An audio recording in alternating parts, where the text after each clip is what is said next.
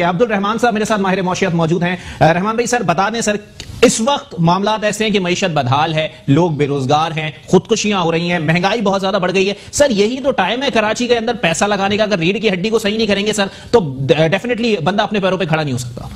تو بنیادی طور پر ہمارے سانس, ہمارا انداز, ہمارا بات کرنے کا معاملہ ڈفرینٹ ہو سکتا ہے, لیکن ہمارا انٹرسٹ سب کا ایک ہے. بالکل, کیونکہ ہمیں اسی مٹی میں دفن ہونا ہے. اور یہ جب اگر کراچی جو کہ ہب ہے پاکستان میں معیشت کا, اگر یہ ترقی نہیں کرتا تو پورے پاکستان کو ٹرین کو چلانا مشکل ہے. بالکل ایسے ہی.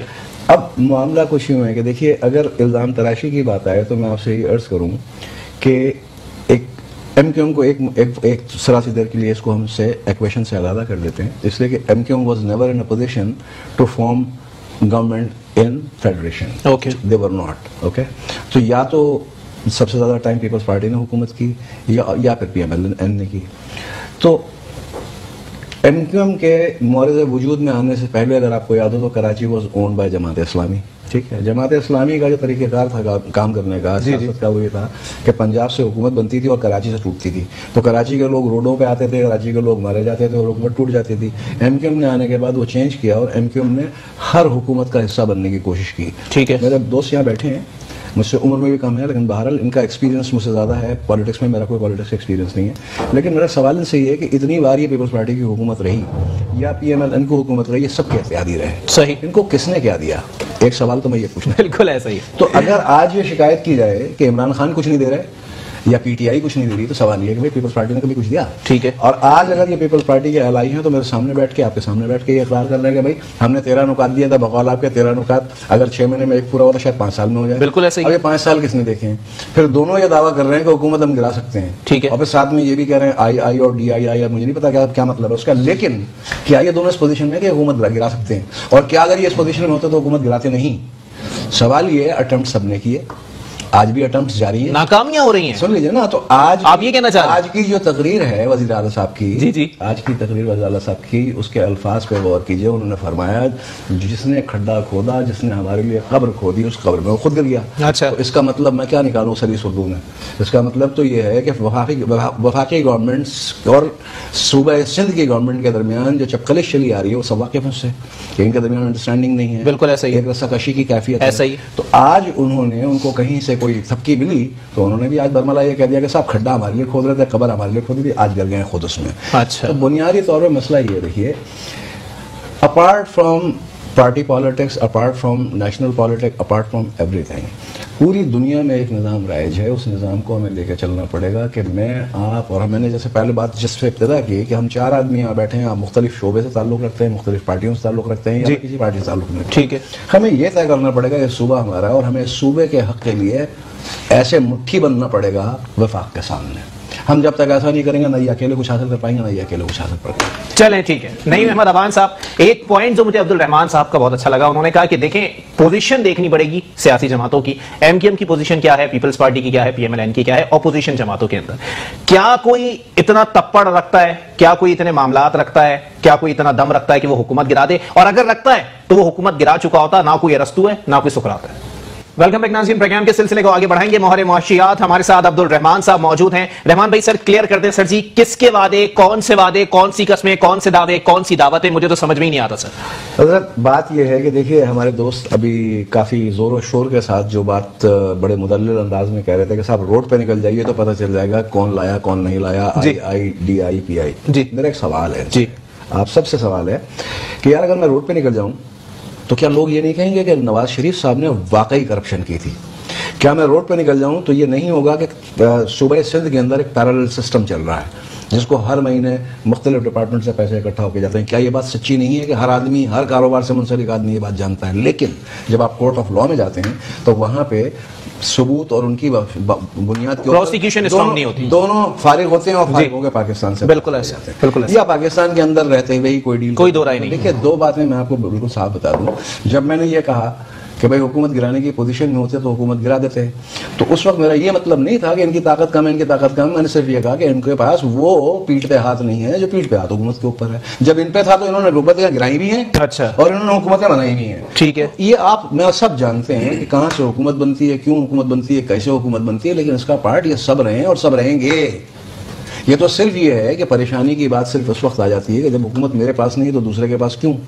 لیکن اب پچھلے کافی عرصے سے ایک بات یہ شروع ہو گئی ہے, کچھ لوگوں نے ریئلائز بھی کرنا شروع کیا کہ بھائی کم از کم جو ہماری جمہوری حکومت ہے سو کالڈ, اس کو بھی 5 سال پورے کرنے کا موقع دیا جائے تاکہ دوسرے کو بھی باری پوری ملے. ٹھیک ہے نا. سوائے اس کے کوئی تبدیلی میں نے اور نہیں دیکھی جب سے میں پیدا ہوا ہوں اور آج تک مجھے دیکھا. صحیح. جہاں تک اکانومی کا تعلق ہے تو دیکھیے میں ایک بات سنیے, اگر کوئی یہ سمجھتا ہے کہ جو اکنامک سچویشن آج ہے, اس اکنامک سچویشن کے اندر یہ پچھلے 11-12 مہینے بن گئی ہے, تو نہایت غلط فہمی کا شکار ہے. وجہ یہ ہے کہ اس سے پہلے ہم نے بہت ساری چیزوں میں پردے ڈال رکھے تھے, سبسیڈائز کی ہوئی تھی چیزیں, ہم پبلک کو پکچر کچھ اور دکھا رہے تھے, ایکچوئل پکچر کچھ اور تھی. ٹھیک ہے. جب وہ پردہ ہٹا تو حالات بالکل واضح ہو گئے. ہم بریک میں آپ سے ڈسکس کر رہا تھا کہ دیکھیں جب آپ کسی بھی فائنینشیل انسٹیٹیوشن سے پیسے لیتے ہیں, مدد لیتے ہیں, تو آپ کے اوپر اپنی ٹرمز ڈکٹیٹ کرتے ہیں. ٹھیک ہے. آج حفیظ شیخ صاحب کو لانے والے یہ تھے, پیپلز پارٹی لانے والی تھی پاکستان میں. اچھا. ٹھیک ہے. باقر صاحب کو لایا گیا. ہم وہ ملک ہیں, پاکستان واحد اس دنیا میں, اس کرۂ ارض پہ واحد ملک ہے جہاں پہ امپورٹڈ وزیر اعظم بھی آتا ہے. ہمارے پاس معین شیخ صاحب امپورٹ ہو کے آئے, ہمارے پاس شوکت عزیز صاحب امپورٹ ہو کے آئے, ان کے شناخت کارڈ بھی اوور نائٹ بن جاتے ہیں, جن کا کوئی اسٹیک نہیں, وہ تمام لوگ آ کے یہاں حکومتیں کرتے رہے. ان کو تو ٹاسک ہی یہی دیا گیا تھا پاکستان میں جو پیسے ہیں پاکستان سے اس کو کیسے باہر سیک آؤٹ کیا جائے. یہ جو آج سارے آپ اسکینڈل سن رہے ہیں, ساری باتیں سن رہے ہیں, نیب کی انکوائریاں سن رہے ہیں, پروف اور وٹنسز نہیں ہیں, یا پولیٹیکل مفاہمتیں ہیں جس کی بنیاد پر لوگ باہر چلے گئے. ورنہ آپ یہ دیکھیے کہ اس سے پاکستان کے خزانے کو بالکل ڈرین آؤٹ کر دیا گا. مشرف صاحب کے دور کی انہوں نے بات کی, میں صرف ایک چیز ایڈ کروں گا یہاں پہ. مشرف صاحب کے دور میں یہ بھی یاد کیجیے گا IMF کا قضا پے ہو گیا تھا. رحمان بھائی کچھ کہنا چاہیے یان ایکسپورٹ کے حوالے سے. دیکھیے چونکہ میں ٹیکسٹائل سیکٹر میں رہا ہوں, میں آپ سے عرض کروں کہ ہم اتنے بدقسمت لوگ ہیں. میں اس میں کسی ایک پارٹی کو اس کا ذمہ دار نہیں ٹھہرا تھا. ہمیں اللہ تعالیٰ نے خزانے کے ڈھیر پہ پیدا کیا, اور ہمیں انتہائی نااہل ہیں ہم کہ ہم اس خزانے کے ڈھیر کو یوٹیلائز نہیں کر پائے آج تک. آپ لوگوں کو شاید علم میں ہو کہ پاکستان 20 سنگل اور 20 سنگل سے اوپر کے جو کاؤنٹس ہیں ان کاؤنٹ میں بہترین یان پیدا ہوتا ہے پاکستان میں, اور یہ ہماری خصوصیت نہیں, اللہ نے ہمیں خصوصیت دی, ہماری کپاس اتنی بہترین ہے. ایک سال تو اچھا انفارچونیٹلی آپ کو پتا ہے کہ پاکستان میں ایک کانسیپٹ بالکل کلیئر ہے کہ شوگر ملز, سیمنٹ کے ملیں اور ٹیکسٹائل ملز, اس میں محدود چند کاروباری افراد کے, باقی تمام جو ہیں وہ پولیٹیشنز کے پاس ہیں. اچھا پولیٹیشنز کے پاس نہیں تھی تو پھر دھوس دھاندلی سے لکھوا لی گئی, لیکن اب بہرحال پولیٹیشنز کے پاس. ایک سال ایسا بھی تھا پاکستان میں کہ سارا ہمارا را مٹیریل ایکسپورٹ کر دیا گیا, اور ہم چونکہ میں اس وقت امریکہ ایکسپورٹ کرتا تھا, ہمیں سینٹرل ایشیا سے 3rd grade cotton Pakistan import کر کے پھر مال بنا کے بھیجنا پڑا. میری عرض سنیے, جب ایک بات بالکل ذہن میں رکھیے گا, آپ سب لوگوں کو, آنے والا وقت آپ لوگوں کا ہے, فیوچر آپ کا ہے, آپ نے ایک بات کو سمجھ. دیکھیں ایک چیز یاد رکھیں, انسان کا اس سے بڑا خود دشمن کوئی نہیں ہو سکتا جس کو یہ ادراک ہی نہ ہو کہ اس کے پاس کیا ہے اور کیا چیز کو کیسے استعمال کرنا. چلیں ٹھیک ہے.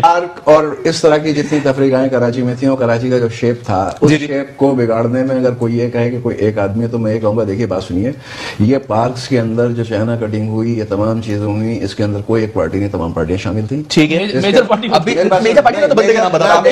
کوئی میجر ہے نہ کوئی مینر ہے. اچھا یہ سب بینیفیشری ہیں. ٹھیک ہے. بات سنیے, جب بینیفٹ کی بات آتی ہے سارے بینیفیشری ہیں, جب لڑنے کی بات آتی ہے تو یہ ٹی وی کے اوپر آگے بیٹھ کے لڑتے ہیں تاکہ اگلا پروگرام. معاملات وہیں آ جائیں گے. عبد الرحمان صاحب کی بات یہ بہت اچھی ہے کہ پروگرام میں بیٹھ کے لڑنا بہت آسان ہوتا ہے, لیکن اگر بینیفیشری کی بات کی جائے تو تمام جماعتیں اور تمام سیاسی جماعتوں کے رہنما اسی بہتی گنگا میں ہاتھ دھو کے, بلکہ نہا دھو کے نکلے ہوئے ہیں, جس سے عوام کا خون چوسا جاتا ہے, جس سے عوام کا گوشت نوچا جاتا ہے. اسی کے ساتھ اپنے میزبان محمد علی کو دیجیے اجازت.